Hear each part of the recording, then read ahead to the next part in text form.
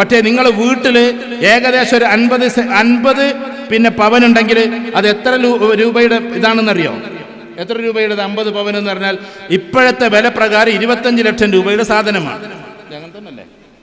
ഏകദേശം ഒരു 50 പവൻ 20 ലക്ഷം രൂപയുടേതാണ്. 2 മരക്കളെടുത്തിട്ട് നിങ്ങൾ അതിങ്ങനെ അൽമാറി വെക്കുന്നതിന് പകരം നല്ല ലെവലിൽ നടക്കുന്ന ഏതെങ്കിലും ബിസിനസ്സിലിട്ടുള്ള പൊളിയരുത്. അതും കൂടി ശ്രദ്ധിച്ചോളൂ. ബജറ്റ് പറയുമ്പോൾ 2 രീതിയിലുള്ള ഇൻവെസ്റ്റ്മെന്റ് ഉണ്ട്. ഒന്ന് വേഗ് ഇൻവെസ്റ്റ്മെന്റ്, മറ്റൊന്ന് കോൺക്രീറ്റ് ഇൻവെസ്റ്റ്മെന്റ്. എന്താ വേഗ് ഇൻവെസ്റ്റ്മെന്റ് എന്ന് പറഞ്ഞാൽ? വേഗ് എന്ന് പറഞ്ഞാൽ ഇപ്പം നമ്മളിങ്ങനെ പോവുക, കാപ്പാടുന്ന റോട്ടിൽ ഇറങ്ങിയപ്പോൾ അവിടെ ഒരു ബിൽഡിംഗ് 2 ലക്ഷം എന്ന് എഴുതി വെച്ചിട്ടുണ്ട്. എന്താ വാടകക്ക് കൊടുക്കുന്നു. അപ്പം നമുക്ക് തോന്നി ഇവിടെ ഒരു ഹോട്ടലാണ്ട് തുടങ്ങണം. ഞാൻ ഗൾഫുകാരോടും കൂടിയാണ് പറഞ്ഞത്. ഗൾഫുകാരുടെ മുഴുവൻ പൈസയും പോണത് എങ്ങനെ 20 കൊല്ലം അധ്വാനിച്ചിട്ട് ആ പാവ ഒരു 30 ലക്ഷം ഉറുപ്പ്യ ഉണ്ടാക്കും.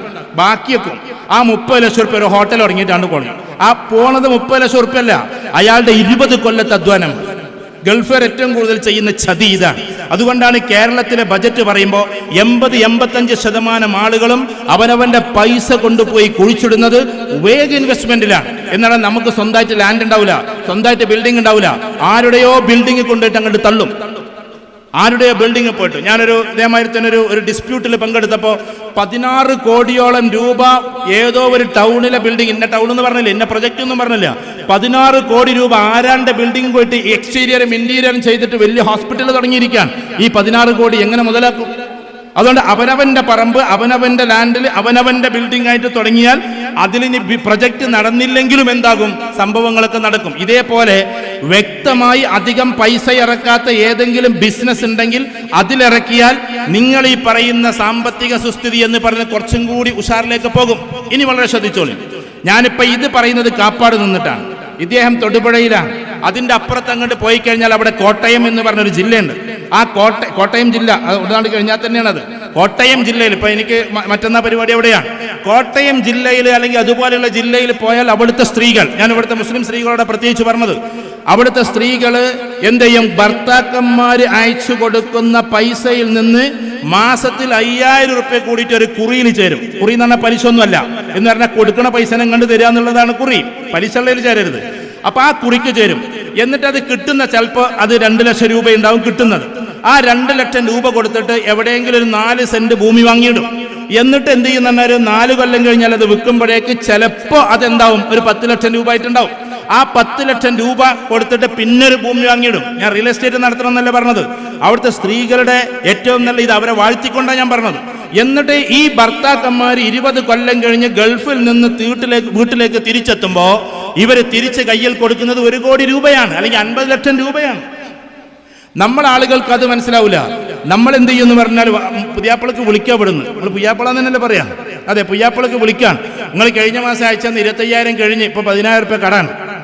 ചുരുക്കി പറഞ്ഞാൽ എന്താ വാങ്ങേണ്ടതെന്ന് അറിയില്ല, എങ്ങനെ വാങ്ങേണ്ടതെന്ന് അറിയില്ല. ഒരു കല്യാണത്തിന് പോകുമ്പോൾ ഒരു ഡ്രസ്സ്, ഇപ്പുറത്ത് പോകുമ്പോൾ വേറെ ഡ്രസ്സ്, അവിടെ പോകുമ്പോൾ വേറെ ഡ്രസ്സ്. ഇങ്ങനെ ആവലന്റെ ഒരു തരം കാപ്പട്യമാണ്. ഞാൻ അങ്ങനെ പറഞ്ഞുകൊണ്ട് നിങ്ങൾക്കൊന്നും തോന്നരുത് കേട്ടോ. നമ്മളെ ഡ്രസ് കോഡ് ഇങ്ങനെ ഇടയ്ക്കിടയ്ക്കും നല്ല കുപ്പായ ഇതൊക്കെ ഇടുന്നവർ മോശമെന്നല്ല പറഞ്ഞത്. ഒരേ ഡ്രസ് കോഡാണ് ലോകത്തിൽ ഏറ്റവും കൂടുതൽ ടോപ്പായ ആൾക്കാർ സ്വീകരിക്കുന്നത്. എന്തപ്പോൾ സ്ത്രീകൾക്കും അങ്ങനെ ആയി എന്ന് വിചാരിച്ചാൽ പല ഡ്രസ്സുകൾ വാങ്ങിക്കോ, പക്ഷെ കടം വാങ്ങിയിട്ട് എന്തിനാണ് നമ്മളത് ചെയ്യുന്നത്? APJ അബ്ദുൽ കലാം ഇന്ത്യയുടെ പ്രസിഡന്റ് ആയിരുന്നു, ഇന്ത്യയുടെ ഏറ്റവും ടോപ്പ് സയന്റിസ്റ്റ് ആയിരുന്നു. പക്ഷെ മൂപ്പര് മരിക്കുന്ന സമയത്ത് മൂപ്പർക്ക് 4 കോട്ടും 4 പാൻറ്റും എല്ലാം ഒറ്റ കളർ, ആഷ് കളർ മാത്രമേ മൂപ്പര് ഉപയോഗിച്ചിട്ടുള്ളൂ. നിങ്ങൾ ആരെയും നോക്കി ചിലപ്പോൾ എന്നോട് ചോദിക്കാറുണ്ട്, ഈ ജുബ്ബ എന്താ നിങ്ങൾ ഇടുന്നത്? ജുബ്ബ എന്ന് പറഞ്ഞാൽ ഇന്ത്യയുടെ പ്രസ്റ്റീജ് ഡ്രസ്സാണ്. പ്രസ്റ്റീജ്. നിങ്ങളൊരു 540-ലേറെ MP-മാരുണ്ട് പാർലമെന്റിൽ. അവിടെ പോയി കഴിഞ്ഞാൽ 500 ആൾക്കാരെ മേത്തു തന്നെ നിങ്ങൾ കാണുക. പ്രധാനമന്ത്രിയാണെങ്കിലും പണ്ടും അങ്ങനെ തന്നെയാണ്. അപ്പൊ അതൊരു പ്രസ്റ്റീജ് ഡ്രസ്സാണ്. ഉദാഹരണത്തിന് രാഹുൽ ഗാന്ധി ഇടയ്ക്ക് ടീഷർട്ട് ഇടും, മിക്കവാറും ഇടൽ ഇത് തന്നെയാണ്. ഒരു ഉദാഹരണം പറയാം. അപ്പൊ ഒരേ ഡ്രസ്സാകുമ്പോൾ നമുക്ക് എത്ര ഡ്രസ്സാണെന്ന് തന്നെ ചിലപ്പോൾ അറിയില്ല. ഞാൻ ഒരേ ഡ്രസ്സ് തന്നെ ഇടണം എന്നല്ല ഈ പറഞ്ഞത്.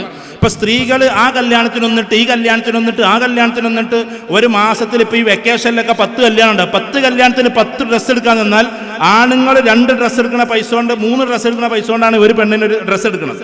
പെണ്ണുങ്ങളുടെ ഡ്രസ്സിനൊക്കെ 4000-5000 റുപ്യ വിലയാണ്. ആണുങ്ങൾ 800 റുപ്യന്റെ ഷർട്ടും വേണമെങ്കിൽ ഇടും. ഇതിങ്ങനെ ഓരോ കല്യാണത്തിനും മാറ്റിയാൽ ഒരു മാസത്തിൽ ഒരു 4 കല്യാണം നടന്ന 20,000 രൂപയാ പൊടിയുന്നത്. ആ 20,000 രൂപ എന്ന് പറഞ്ഞാൽ ഡ്രസ്സിന് മാത്രം. നമ്മളെ ഡ്രസ്സ് കണ്ടിട്ടല്ല ആളുകൾ മാനിക്കേണ്ടത്, നമ്മുടെ ക്വാളിറ്റി കണ്ടിട്ടാണ്. ഒരിക്കലും സുകുമാർ അഴീക്കോട് ഞങ്ങളുടെ കോളേജിൽ പ്രസംഗിക്കാൻ വേണ്ടിയിട്ട് വരികയാണ്. അപ്പോൾ അദ്ദേഹത്തിൻ്റെ ഇവിടെ ഇങ്ങനെ കീറിയിട്ടുണ്ട്, ഷർട്ടിൻ്റെ ഇവിടെ ഇങ്ങനെ പിഞ്ഞി കീറിയിട്ടുണ്ട്, ഒരു മഷിയും കണ്ടിട്ട്. അപ്പോൾ ഞാനും ഫൈസൽ ബാബു ഒന്നുണ്ട്, ഞാനും ഇവിടെ നേരത്തെ രാവിലെ വന്ന ഫൈസൽ ബാബു, ഞങ്ങൾ ഒന്നിച്ചിട്ട് കുട്ടിക്കാലം മുതലേ കളിച്ചു വളർന്നവരാണ്. അപ്പോൾ ഞാനും ഫൈസൽ ബാബും കൂടി സുകുമാർ അഴീക്കോടിനോട് ചോദിച്ച്, സാർ ഈ ജുബ്ബ മാറ്റണോ, കാരണം നിങ്ങളുടെ ജുബ്ബ ഇങ്ങനെ ഇവിടെ പിഞ്ഞിയിട്ടുണ്ട്, മഷിയുമായിട്ടുണ്ട്. ഉടനെ തന്നെ മൂപ്പര് പറഞ്ഞെന്താണെന്നറിയോ, ഞാനാണ് പ്രസംഗിക്കുന്നത്, ജുബ്ബയല്ല എന്ന്. രസകരമായ മറുപടി, ഞാനാണ് പ്രസംഗിക്കുന്നത്.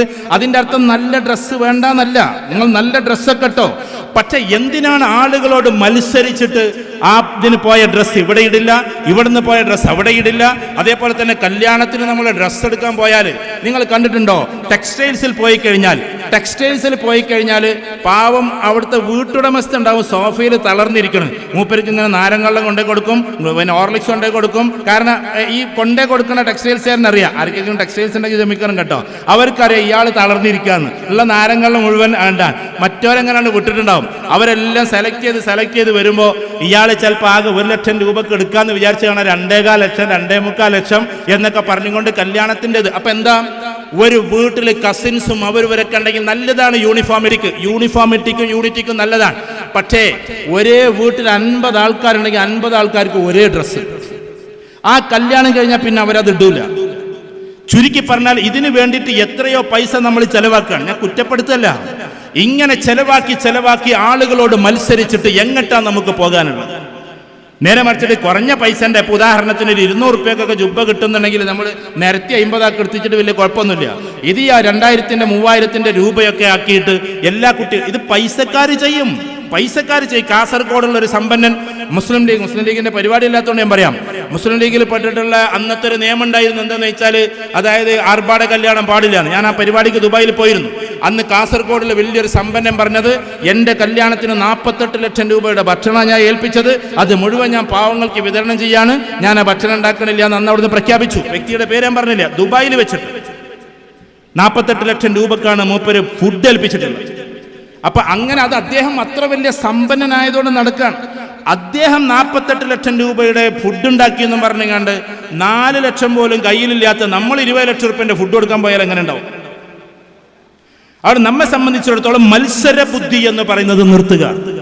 നമ്മുടെ ബുദ്ധി ഏതായിരിക്കണം? ഏറ്റവും കൂടുതൽ സേവിങ്സിലായിരിക്കണം ഉണ്ടാക്കേണ്ടത്. പിശുക്ക് പാടില്ല.